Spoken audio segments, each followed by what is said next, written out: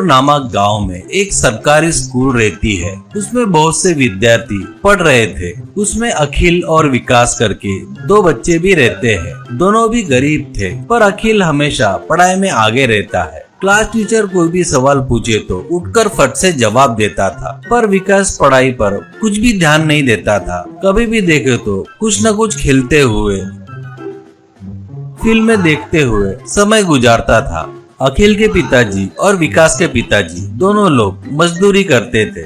दोनों का घर आजू बाजू में ही था।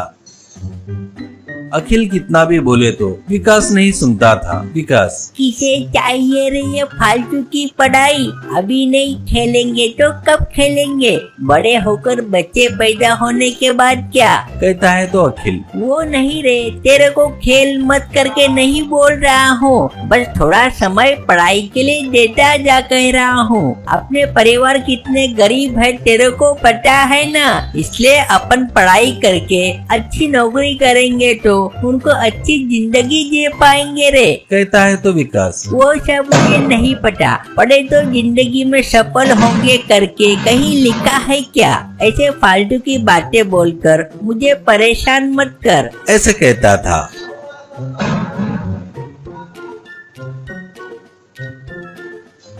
नया सिनेमा आया बोले तो वो पिताजी के जेब में से पैसे चुराकर अखिल के साथ ही स्कूल के लिए निकलता था और सिनेमा टॉकीज के पास रुककर, सिनेमा देखने जा रहा हूँ, ये बात किसी को मत बताना। सिनेमा खत्म होने के बाद ग्राउंड में खेलता रहूंगा। स्कूल होने के बाद आजा, दोनों मिलकर घर जाएंगे, ऐसा कहता था।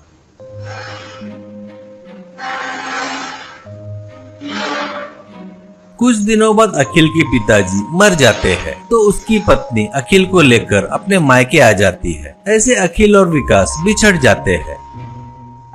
कुछ साल गुजर जाते हैं। विकास 10th फेल होकर डिलीवरी बॉय का काम कर रहा था। अखिल अच्छे से पढ़ाई करके पुलिस ऑफिसर बन जाता है। विकास कभी कस्टमर के पास लेट डिलीवरी के लिए पहुंचता था तो कस्टमर, क्या रे इतना लेट आया? तू इसे क्या गवर्नमेंट की नौकरी समझ रहा है क्या? अपनी मर्जी से आने के लिए क्यों पैदा होते हैं रे तेरे जैसे लोग? करके उसे गाली देते थे।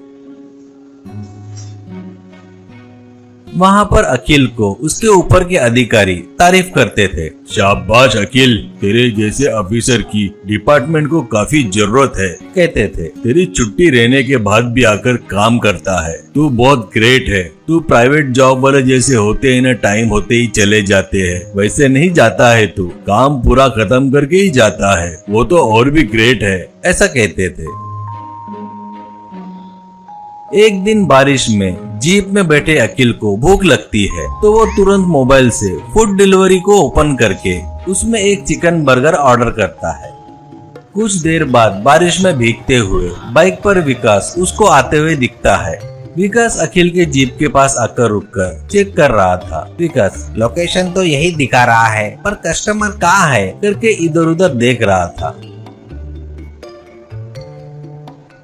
विकास को पहचान कर अखिल, ए विकास इधर आ, वो पार्सल मेरा ही है, ऐसा कहता है। विकास बड़े आश्चर्य से जीप के पास आकर, सर आप मेरा नाम कैसे जानते हो सर? आपको कैसे पता सर? ऐसा कहता है। अखिल पार्सल लेकर थोड़ा सोच कहकर वो बर्गर खा रहा था। विकास कितना भी याद किए तो उसे याद नहीं आ रहा था। कौन है ये? और इसको मैं जानता हूँ कह रहा है, पर ये कौन है मुझे बिल्कुल भी याद नहीं आ रहा है। कहीं मेरे दूर का रिश्तेदार है क्या बचपन का दोस्त है? कौन हो सकता है करके सोचते वक्त, क्या रे विकास अभी भी याद नहीं आ रहा है क्या? ठीक है, एक छोटी सी कहानी बताता हूँ, ट्राई कर। एक गाँव में दो लड़के रहते हैं, दोनों अच्छे दोस्त थे। एक बहुत अच्छे से पढ़ता है तो दूसरा पढ़ाई छोड़कर फिल्में देखना, घूमना, खेलना ऐसे करता था। नया सिनेमा रिलीज हुआ तो पिताजी के जेब में से पैसे चुरा कर फर्स्ट डे फर्स्ट शो देखने जाता था। बचपन में नहीं खेलेंगे तो कब खेलेंगे करके बहस करता था। उसको बता बता कर परेशान होकर थक कर वो खुद अच्छे से पढ़कर पुलिस ऑफिसर बन गया। फालतू घूमने वाला डिलीवरी बॉय बन गया। कहता है तो बस विकास अखिल को पहचान लेता है और ए अखिल तू है क्या करके गले लगता है। विकास, तू सच बोल रहा था रे। मैंने जो गलती किया ना वो मुझे अभी समझ में आ रहा है, पर क्या करूँ, मेरी जिंदगी खराब हो गई यार, ऐसा कहता है। अखिल, ऐसे क्यों सोचता है यार, मैं तेरे लिए इन्वेस्टमेंट करूंगा, डर मत, कोई छोटा मोटा धंधा लगा ले, ऐसा कहता है। वैसे वो अखिल को दिए 100 पैसों से एक ठेले पर बिरयानी बेचते हुए विकास खुशी से जी रहा था।